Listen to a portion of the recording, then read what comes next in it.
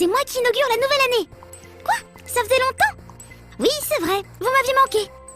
Qu'est-ce que je faisais durant tout ce temps? Bande de vilains curieux, je n'ai pas le droit à un peu de vie privée? Laissons planer un peu le mystère. Non, parce qu'entre Puzzle & Dragons et le Protap Live, Terra Battle et Love Live, pfiou, les journées sont vite remplies. Mais bon, passons. Parfois, je me demande comment je ferais si en plus j'avais un enfant à élever. Pour l'instant, je n'en suis pas là, ce qui m'évite quelques réflexions fondamentales et quelques choix cruciaux. Par exemple, comment lui faire découvrir Star Wars? En commençant par l'épisode 4 ou par l'épisode 1? Oui, en fait non, la question ne se pose pas, interdit au prélogie. Et puis c'est tout. Pardon, mauvais exemple.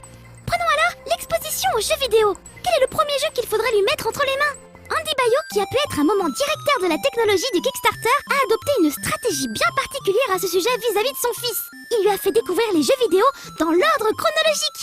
À 4 ans, l'enfant a commencé par Galaxian, Pac-Man, Dig Dug, puis il a continué en explorant la Logitech de l'Atari 2600. De la NES, en terminant la seconde quête du premier Zelda par lui-même à l'âge de 6 ans. En passant par la Super NES et les jeux PC, en 2011, le petit garçon découvre la Nintendo 64 et enfin Shadow of the Colossus sur PlayStation 2 avant d'arriver à la génération actuelle de jeux. Autant dire que le garçon possède maintenant une certaine habileté aux jeux vidéo de tout genre avec un goût prononcé pour les roguelikes. Et surtout, la capacité d'apprécier et de différencier le fond de la forme d'un jeu sans se faire avoir par la poudre aux yeux technologique de certaines productions AAA.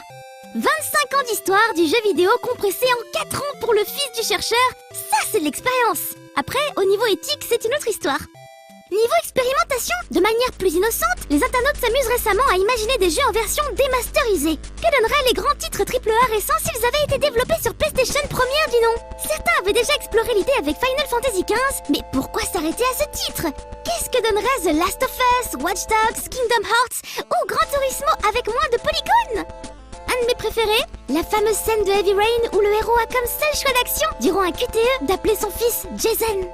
Dissocie le fond et la forme. Comme on disait un peu plus tôt, cela peut être salutaire. De plus, essayer de revivre les expériences du passé permet d'apprendre, de mettre en perspective, et pourquoi pas d'imaginer comment vivaient les générations précédentes.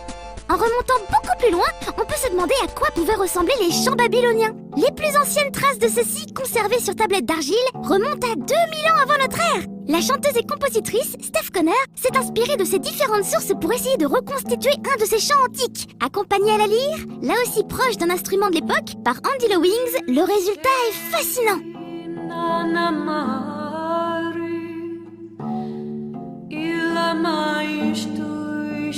Le morceau est probablement arrangé malgré tout par la vision moderne de l'artiste. Mais il permet d'entrevoir la mélopée lente et envoûtante qui pouvait résonner en ces temps immémoriaux.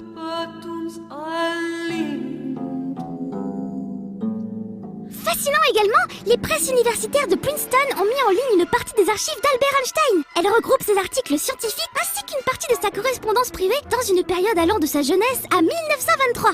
Bon, évidemment, la plupart des textes sont en allemand, donc il vaut mieux s'accrocher. Ich spreche fließend Deutsch. Oui, je parle allemand couramment. Grâce à certains services de traduction en ligne. D'accord. Mais chut, faut pas le dire, ça serait le mal.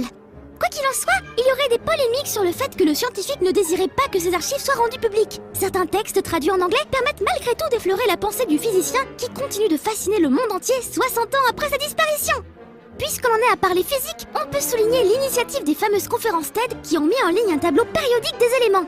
En cliquant sur n'importe quel élément, totalement au hasard, disons le krypton, on peut avoir accès à une petite vidéo qui donne quelques explications. Ça parle laser, plein de trucs intéressants et il y a de quoi explorer.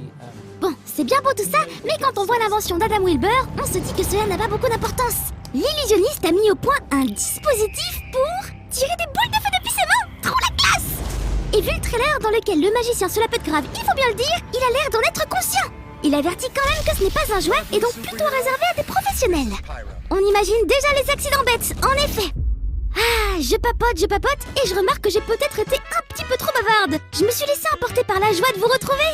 Je vais donc m'arrêter ici pour cette fois et je vous dis à la prochaine bande d'attaque.